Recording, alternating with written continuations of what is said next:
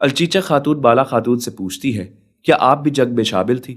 بالا خاتون کہتی ہے کہ ہاں، میں بھی جنگ میں ساتھ ساتھ شامل تھی۔ بیجی خاتون بالا خاتون کی طرف دیکھتے ہوئے کہتی ہے کہ ماشاء اللہ، ہمیں آپ پر فخر ہے، جس طریقے سے آپ ایک کے بعد ایک جنگ میں داخل ہوتی ہے اور عثمان صاحب کا ساتھ دیتی ہے۔ ہم سب کو اس بات پر فخر ہے اور بہت خوشی ہے۔ آپ جیسے لوگ، یعنی کہ بہادری کا جذبہ رکھنے والے لوگوں کی وجہ سے ہماری فتوحات کا سلسلہ بڑھتا چلا جا رہا ہے۔ بالا خاتون جواباً کہتی ہے کہ استغفر اللہ، ایسا ہرگز مت سوچیے گا، کیونکہ جو بھی فتوحات ہے وہ اللہ کی طرف سے ہے، میری تو کوئی اوقات نہیں۔ پھر بالا خاتون الچیچک سے کہتی ہے کہ میں تمہیں دعوت دیتی ہوں کہ تم کسی دن ہماری مشقوں میں آؤ، یعنی کہ ان جنگی مشقوں میں آؤ جس کی وجہ سے تم میں تلوار چلانے کے اور تیر اندازی کے مزید ہنر پیدا ہوں گے۔ ابھی یہ بات چیت جاری ہوتی ہے کہ اسی دوران شیخ ادب علی اپنے ساتھیوں سمیت وہاں پر حاضر ہو جاتے ہیں۔ عثمان صاحب اپنی گدی کو چھوڑ کر شیخ ادب علی کو وہاں پر کھڑے ہونے کی اجازت دیتے ہیں۔ شیخ ادب علی وہاں آ کر سب لوگوں کو دعا میں شریک ہونے کا مشورہ دیتے ہیں۔ پھر شیخ ادب علی دعا شروع کرواتے ہیں اور کہتے ہیں کہ اے اللہ، تو نے ہمیں یہ فتح دی ہے، یا اللہ ہمیں مغرور نہ ہونے دئی، کیونکہ یہ فتح دراصل تیری ہی فتح ہے۔ ہمیں اس قلعے پر انصاف کے ساتھ رہنے کی توفیق عطا فرما۔ یا اللہ، یہ تو ہی بہتر جانتا ہے کہ تو اگر کسی کو کوئی سرزمین دیتا ہے تو کیوں دیتا ہے، اور کسی سے چھینتا ہے تو کیوں چھینتا ہے۔ تو ہی ان رازوں کا مالک ہے، تو ہی یہ حکمت رکھتا ہے۔ یا اللہ، جو سرزمین ہمارے ماتحت ہے، یعنی کہ دنیا میں ہمارے ذمے لگا دی گئی ہے، وہاں پر ہمیں انصاف کے ساتھ لوگوں میں صلح رحمی پیدا کرنے کی توفیق عطا فرما۔ یا اللہ، وہ سرزمینیں جہاں پر ہماری حکومت ہے، اس کو لوگوں کے لیے خیر کا باعث بنا، نہ کہ شر کا۔ وہاں موجود تمام تر لوگ آمین کہتے ہیں۔ پھر شیخ ادب علی بھی سرداروں کے درمیان جا کر بیٹھ جاتے ہیں۔ پھر درسن فقی عثمان صاحب سے کہتے ہیں کہ کوئی بھی ایسی سرزمین جس کا کوئی مالک یا سردار نہ ہو، وہ ایسے ہی ہے جیسے دنیا میں ہوا نہ ہو، کیونکہ ہوا سے لوگ سانس لیتے ہیں۔ جتنا سانس لینا ضروری ہے، ایسے ہی اس سرزمین پر کسی کا سردار ہونا بھی۔ تو کیا آپ بتا سکتے ہیں کہ آپ کے ذہن میں کیا چل رہا ہے؟ یہاں پر آنے والا سردار کون ہوگا؟ یہ سرزمین کس کے ماتحت ہوگی؟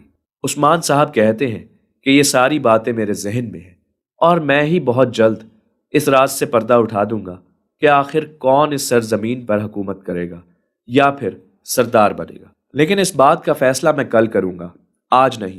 آج صرف اور صرف جشن کا دن ہے، تو میری تمام تر لوگوں سے درخواست ہے کہ آج کھانے پر توجہ دی جائے اور جشن پر۔ یہ کہہ کر عثمان صاحب رات کے کھانے کا آغاز کرتے ہیں۔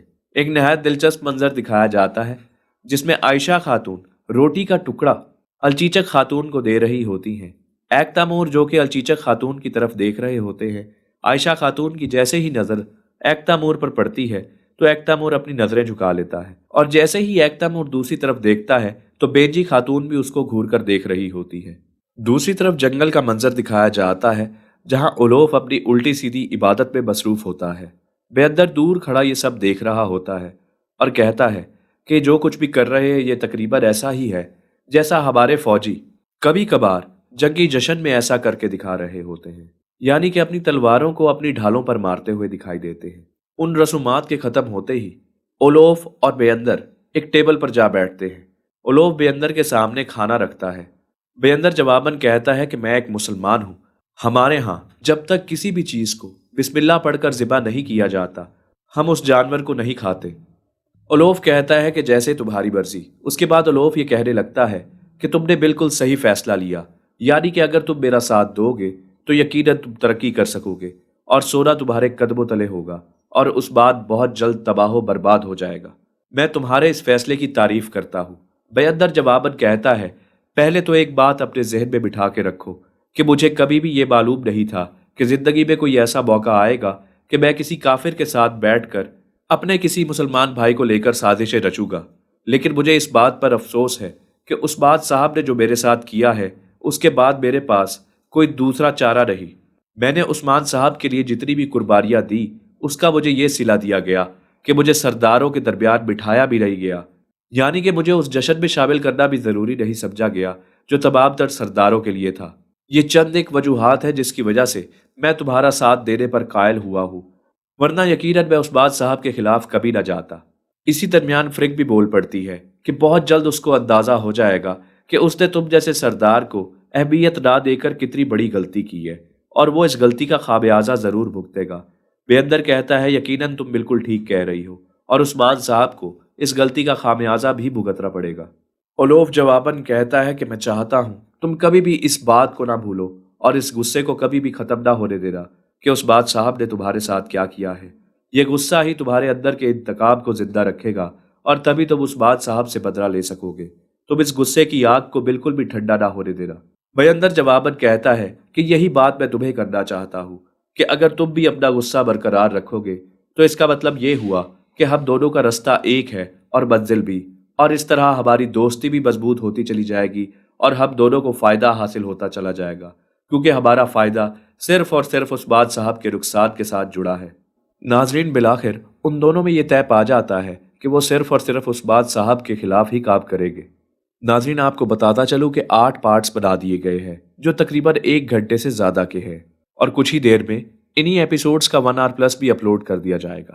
اور ناظرین، اس چیز کے بھی آپ منتظر رہیے کہ بہت جلد نیکسٹ 8 پارٹس جو کہ 1 گھنٹے سے زیادہ کے ہوں گے کل سے اپلوڈ کر دیے جائیں گے، یعنی کہ ہمارے اس چینل پر تفصیل کے ساتھ کرلس عثمان سیزن 4 ایپیسوڈ نمبر 105 کے 2 گھنٹے کے ایپیسوڈز آپ کو دیکھنے کو ملیں گے۔ امید کرتا ہوں کہ آپ کو ہماری یہ کوشش ضرور پسند آئے گی۔ چینل کو سبسکرائب، بیل آئیکن کو پریس اور آل نوٹیفیکیشن کو کلک کرنا مت بھولیے گا تاکہ بقیہ ایپیسوڈ آپ کو کل جلد از جلد دیکھنے کو ملے۔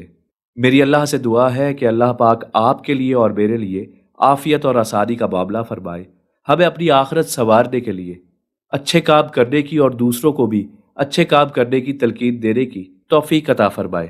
نماز ہمارے دین کا ستون ہے۔ اگر مجھ میں یا آپ میں نماز کی کمی ہے، یا اللہ پاک اپنی رحمت اور برکت سے ہمیں 5 وقت کا نمازی بنا دے۔ اے میرے پروردگار، ہمارے جتنے بھی عزیز و اقارب وفات پا چکے ہیں ان سب کو جنت الفردوس میں اعلیٰ مقام و مرتبہ عطا فرما دے، اور ان تمام تر مسلمانوں کو جو ہم سے پہلے وفات پا چکے ہیں۔ اے میرے پروردگار، ہمیں یتیموں کے سروں پہ ہاتھ رکھنے والا بنا، نہ کہ ان پر ظلم کرنے والوں میں سے بنا۔ اے میرے اللہ، تمام تر یتیموں اور مسکینوں کو اپنے حفظ و امان میں رکھ اور ظالموں کے شر سے بچا۔ ہمارے جتنے بھی بہن بھائی مقروض ہیں، یا اللہ پاک ان کی قرض کی ادائیگی میں ان کے لیے آسانیاں پیدا فرما، تمام بیماروں کو شفا عطا فرما۔ آمین یا رب العالمین۔ بہت جلد نیکسٹ ویڈیو میں ملاقات ہوگی، تب تک اپنا خیال رکھیے گا۔ السلام علیکم۔